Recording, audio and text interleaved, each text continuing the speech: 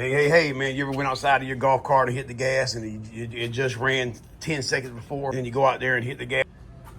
Don't run. What we're gonna do, when you can see now I have the key on, hit the gas, listen to what it does.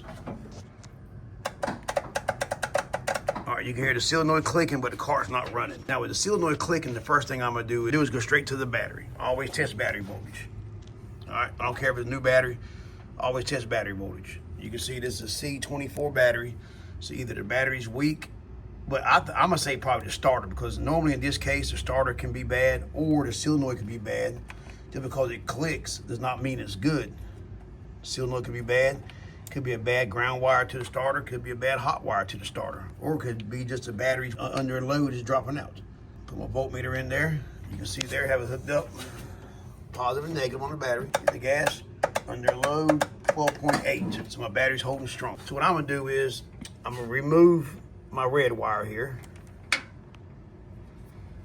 I'm gonna take my red wire, when they got the starter upside down here. And what I'm gonna do is take my red wire. Now on your starter, this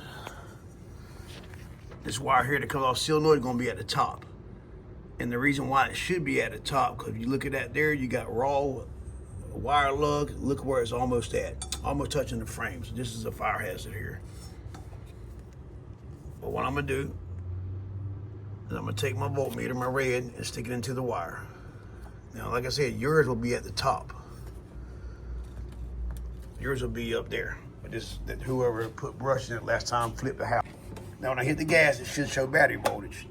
You can see I have 12.8 volts, which tells me the solenoid is doing its job, sending voltage to the starter. But don't just assume right there your starter's bad. There's one more test. You have to take your ground wire off the battery and touch it to the ground on side the starter, which is right here, because it could be a bad ground to the frame. I'm gonna hit the gas. And look, that's why you never assume. I said starter, but we have no ground voltage. Go back to the battery. Hit the gas. Hit the gas. 12 volts. But when I go here into the ground stud on side the starter, and then I hit the gas, I have, hit the gas again? I have no voltage, which tells me I have a ground issue. I have a bad ground somewhere. Now you can see the ground comes off the starter,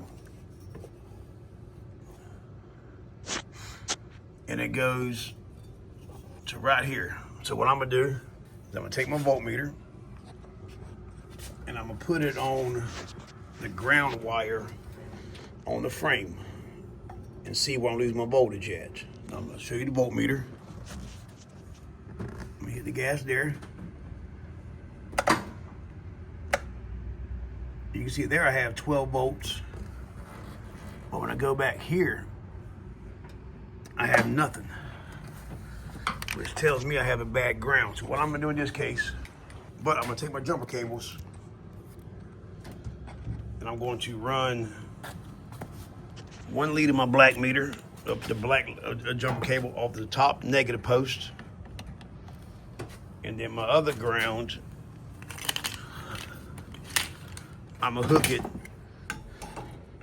taking my ground. Now I'm gonna take my ground, go from the battery ground to the ground on the starter, hit the gas. All right, you can see the car cranked up.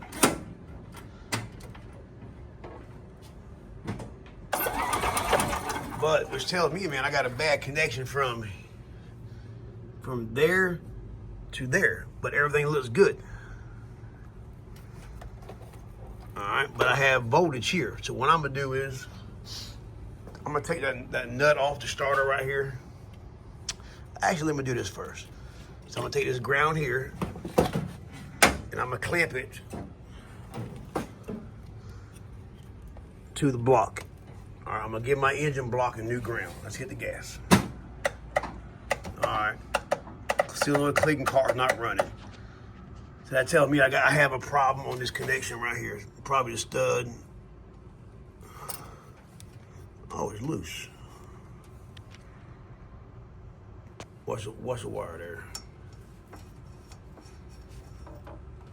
The wire just a little loose. All right, man, that was it. You can see it there. I'm gonna hit the gas again. All right, all it was, starter wire was loose, man. But just like that, you can save money, fix it yourself. All right, took it to a shop. They would have charged you several $100s to fix it. Or depending who you took it to, man, they wouldn't know what they were doing, so they would have charged you for a new starter or starter brushes. And yes, it would have fixed the problem because it was the wire just loose. But could they have crapped you and took your money? Probably so these days. That's why you go to YouTube, watch this channel here, save money, fix it yourself. But all right, man, stay tuned, man. I'll post some more. Watch my next video, man. I have 2 scheduled every week. In the winter time, I do 1 a week because it's slow. In the summertime, I do 2 a week. From here to about October, I'll do 2 a week, 1 on Saturday, 1 on Mondays. Make sure you watch them. Also comment and tell me what you think about my videos. And then also comment below and tell me what you would have done in this case and how you would have tested it, or if you've had this problem before, how it would have worked, man. All right, man, y'all stay tuned, man. I'll post them.